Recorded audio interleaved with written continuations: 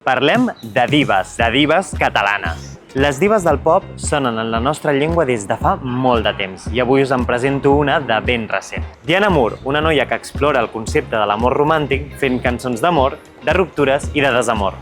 Perquè, com sabeu, tot això va més enllà de la cançó.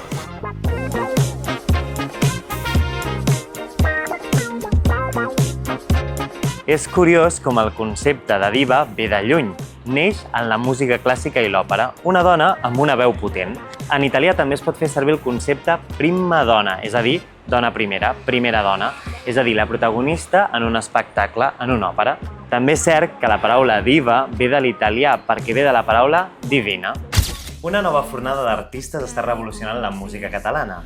Entre totes aquestes veus hi ha una que ha arribat disposada a ocupar el tron del pop català. Amb només 4 cançons publicades, ha conquerit emissores, plataformes digitals i també, els nostres cors. Ella és la nova diva catalana. Ella és Diana Moore. Què tal, com estàs? Molt bé, molt contenta d'estar aquí. La pregunta és obligada. Diana Moore és una diva. Diana Moore és una diva. Així m'agrada. La Mireia potser no tant, però per això fem un alter ego, per formar les coses que potser a la vida real ens costen més de fer. Per tal de construir aquest personatge que és Diana Moore, aquesta diva, quines creus que han sigut les teves referents musicals? Definitivament, Chapel Roan sempre ha sigut al centre del meu imaginari. La vaig veure al Primavera Sound l'any passat i realment va ser una experiència catàrtica, o sigui, va ser com si Jesucrist hagués baixat i m'hagués com fet així, amb la vareta una mica. No sé, sempre he begut molt de Taylor Swift, tota la meva adolescència va estar marcada per les seves lletres, pels seus àlbums, saps? També aquesta cosa de la drama queen romàntica, però que alhora és la filla gran que llegeix poesia, saps? És com aquesta vibe, saps? No sé, Rei m'agrada molt, la vaig veure també en directe, Rosalia, Rigoberta Bandini, són Lady Gaga, són com tot de dives pop que també són les capdavanteres del seu projecte, que també generen tot un univers estètic. M'agrada molt també pensar que el pop va de la mà amb la teatralitat, que és algo molt dins de la meva persona, també per la meva faceta com a actriu. Així que, no sé, seria les dones pop realment. I parlant de dones, hi ha una cosa que m'agrada molt de tu, sobretot que veiem en el videoclip de Batecs de Plàstic, és que hi ha referències a dones icòniques com Lady Di, si no dic malament, Maria Antonieta i Joana d'Arc. Sí. Què creus que hi ha de semblant amb aquestes 3 dones amb Diana Moore? Què creus que hi ha en comú? Et podria dir que amb Diana Moore i amb la societat contemporània que vivim, no? Com crec que arrosseguem un tipus d'opressió que ens fa quedar-nos sempre dins d'uns marcs de comportament i estètics molt bèsties, que després han anat evolucionant amb el temps, no? Però ja ho estem veient, 2026, Hollywood, i les dones tornen a anar en els estàndards d'estar molt, molt primes, no? És com que sempre hi ha com alguna cosa que ens fa sempre com conduir-nos sempre dins d'un motlle i no ens acaba de deixar estar lliures, fruit d'aquest patriarcat que tenim heretat. I parlant com d'aquestes reines històriques, aquestes princeses històriques, jo crec que hi ha com aquesta cosa justament com de encarnar un tipus de personatge perfecte, virginal, pur, que no s'equivoca. I crec que també estem en una societat on les dones estem molt fartes, però al mateix temps ens costa també com trencar, perquè també implica segurament molta crítica, molta mirada, se'ns qüestiona moltíssim per absolutament totes les decisions que fem. O sigui que sí, et diria com que és l'herència patriarcal que arrosseguem. Més enllà d'aquestes 3 referents, aquestes 3 icones que apareixen al vídeo, també hi ha com petits detalls o petits secrets que també guarda la cançó, no? Batecs de Plàstic juga també una mica amb recordar o fer un homenatge a la cançó de Barbie Girl d'Aqua.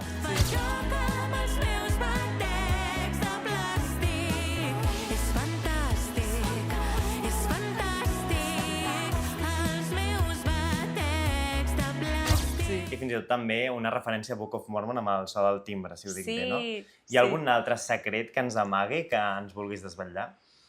Mira, al final de la cançó s'escolten unes veus, que de fet l'altre dia ja m'ho van preguntar, em van dir, és que s'escolten unes veus que no s'acaba d'entendre què són, i és la meva última festa d'aniversari amb tots els meus amics.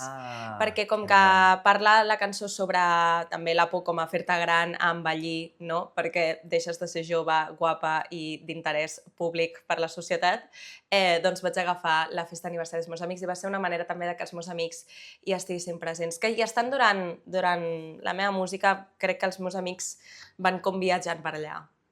Que guai, que bonic. Bonic tenir el suport de les amistats i també hi ha hagut un suport de l'audiència, sobretot amb aquest primer senzill, Batecs de plàstic. Com vas sentir aquesta rebuda? Una artista que debuta a Flashback, ella es diu Diana Moore, Mireia Morega, organitzat teatre musical per referits com Rosalia i Roser. Xaca Ron presenta aquest èxit és Destronada, amb el seu primer èxit de Flashback. Està sonant a la ràdio! Està sonant a la ràdio! Clar, va ser molt heavy, perquè jo vaig treure la cançó de manera independent i doncs va tenir com una orgànica que estava guai, però al final tu arribes fins on arribes de manera individual, no? Però després les ràdios es van començar a interessar, el segell discogràfic amb el que vaig firmar també, i llavors de cop va passar a ser una cançó que m'escrivia la gent pràcticament a diari o m'enviaven vídeos de t'acabo d'escoltar al cotxe. Llavors, crec que mai t'acostumes a que algú t'escolti a la ràdio. És algo que sempre et fa molta il·lusió. Clar. I em va fer il·lusió també que la gent connectés amb un missatge tragicòmic del que tu deies, no? De la figura de Barbie Girl i com de encarnar un tipus d'estàndards i al mateix temps tenir la sensació de que no podem suportar més ja com estar dins d'aquest marc de pressió estètica i d'estàndards de perfecció impossibles. També és molt guai com jugues amb l'amor, amb les ruptures, no?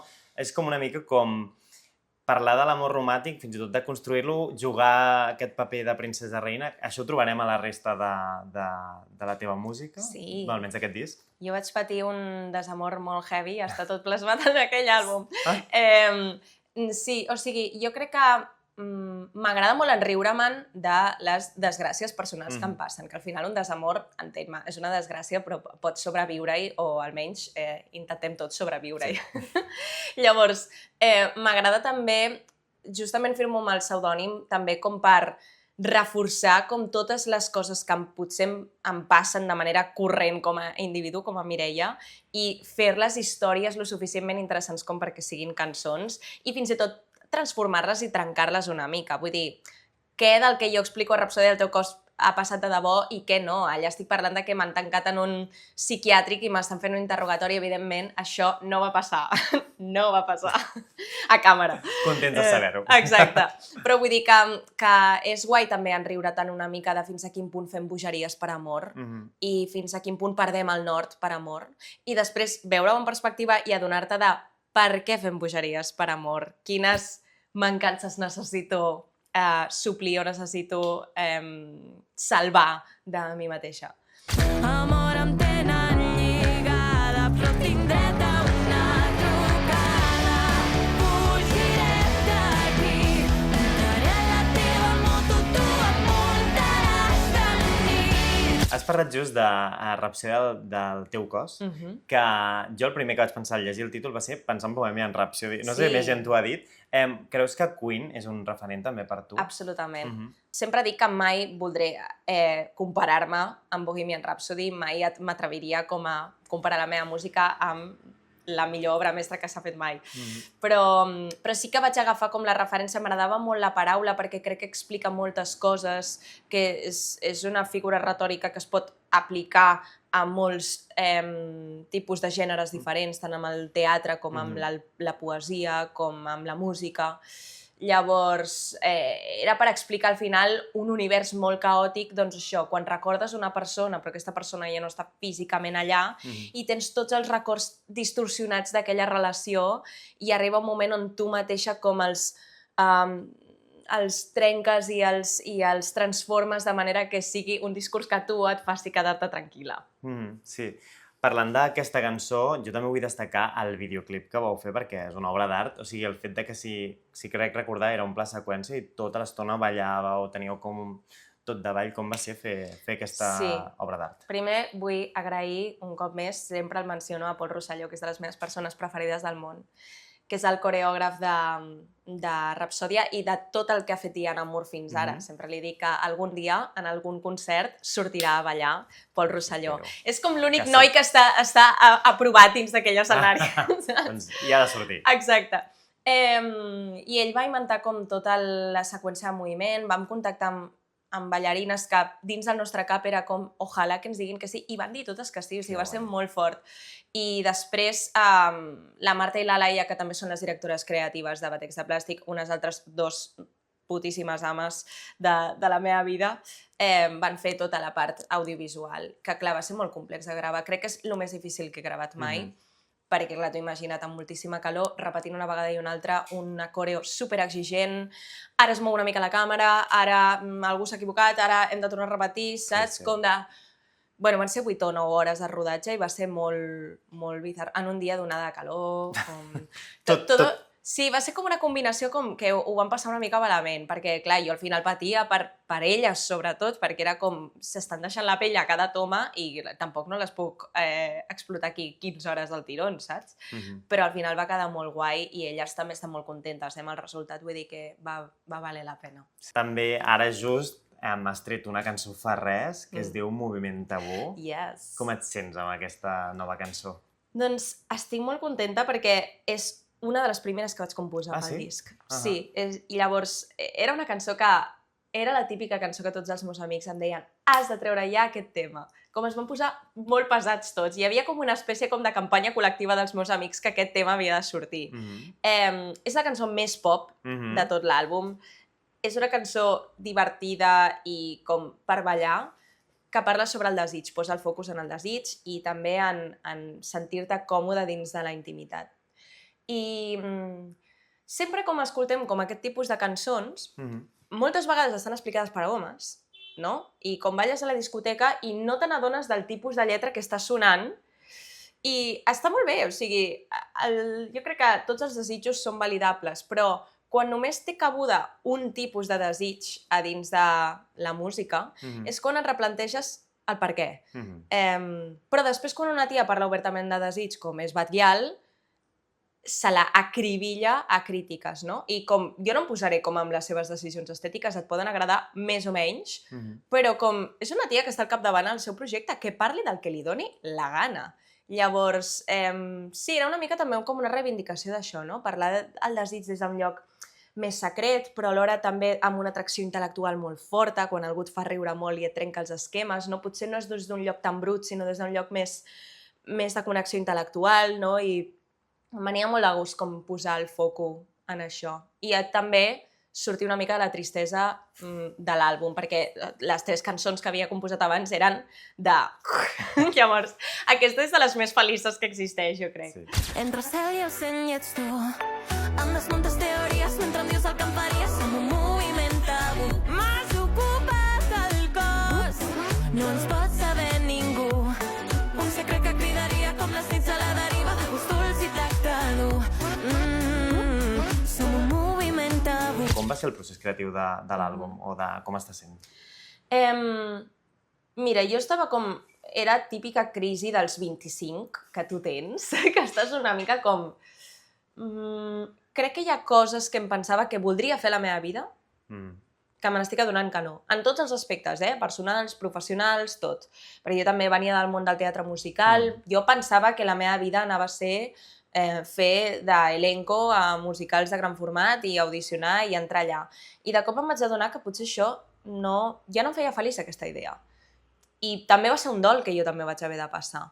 Alhora que també va haver de ser un dol, doncs, ruptures que jo vaig tenir, no només romàntic, d'amistats també, que també als 20 i picos també és una edat on de cop les amistats fan... Vull dir que també l'àlbum també parla d'això.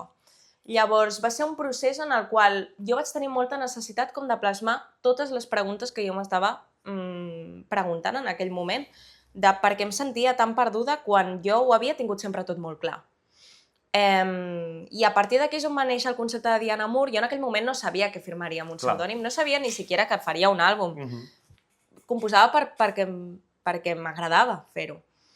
Però llavors després, bueno, doncs va anar creixent i llavors és quan es va començar a sumar gent, vaig contactar amb el Nil, que és el meu productor, i vam fer un tàndem meravellós a nivell de com volíem que sonés això, i es van anar incorporant doncs, totes aquestes figures que t'he dit, no? de gent que després, a l'hora de posar això davant d'un escenari o dels videoclips, també hi ha sumat capes.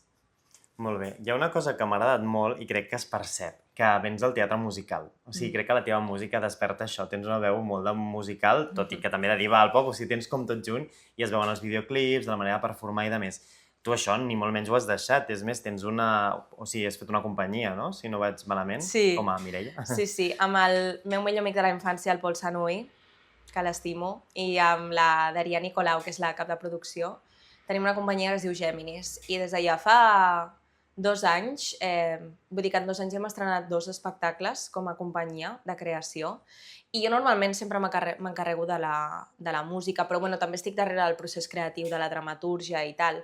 Llavors, el meu somni és poder compaginar la meva carrera creativa com a actriu de musicals amb la meva companyia, poder fer projectes externs també si de cop em venen de gust i compaginar-ho amb la carrera de Diana Moore, perquè per què no? Si no sempre som molt tancats aquí, com a casa nostra, com de tu només pots fer una cosa.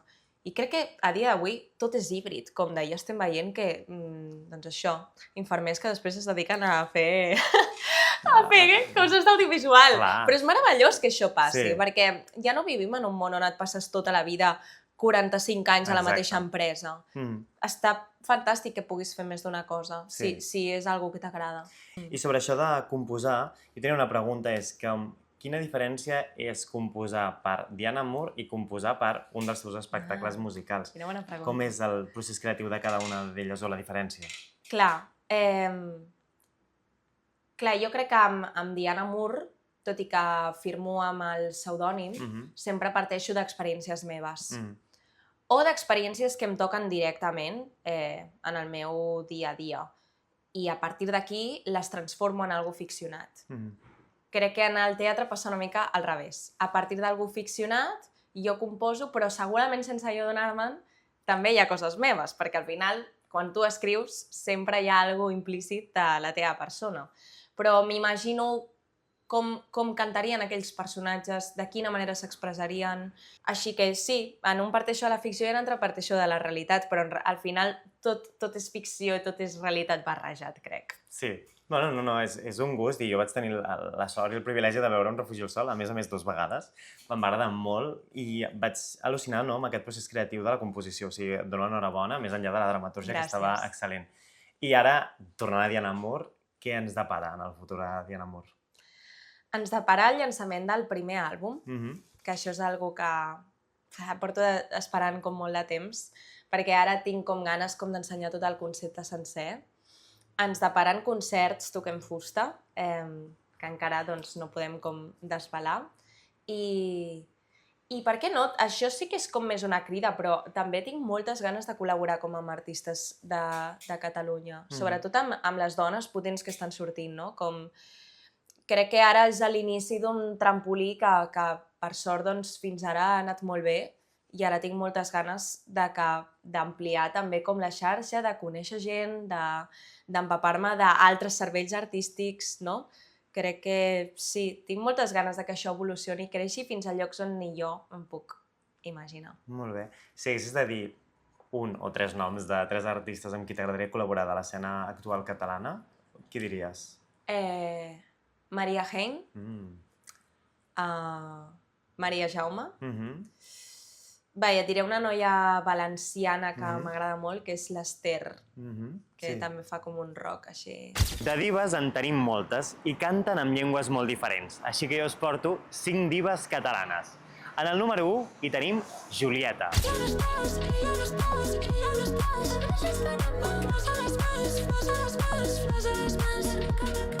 En el número 2 hi trobem Wineta.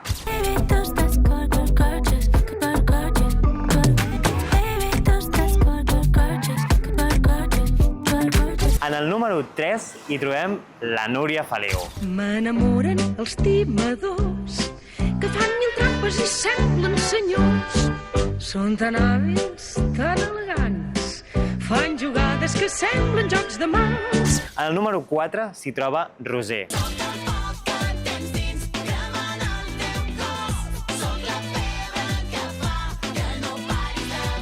I en el número 5 s'hi troba Diana Moore. Fugiré d'aquí, muntaré a la teva moto, tu em muntaràs de nit. Aquest món hostil no em trauràs tornar cada cop que toco, ningú em creu quan dic que duc la rapsòdia del teu cos al pit. Ja per les persones que potser et coneixen avui o encara no han tastat la teva música, com definiries la música de Diana Moore? Doncs és pop rock en català, que ja només per això crec que és algo prou atípic. I parlo sobre les crisis romàntiques, les crisis amb una mateixa, les crisis amb el món que ens ha tocat viure, però també des d'un lloc divertit, des d'un lloc dramàtic, però alhora irònic. I crec que la gent s'ho pot passar molt bé escoltant la meva música, però alhora també pot sentir-se acompanyada en les pseudodesgràcies que ens toquen viure i en riure-se'n una mica tots plegats de que ja està, que és el món que ens ha tocat viure i almenys vivim-ho de manera col·lectiva. Molt bé, doncs fins aquí l'entrevista. Moltes gràcies, Diana. Gràcies ha a estat tu. un plaer. Moltes gràcies. Gràcies. Amb 4 cançons publicades, Diana Moore ja ha demostrat que és la nova diva del pop en català.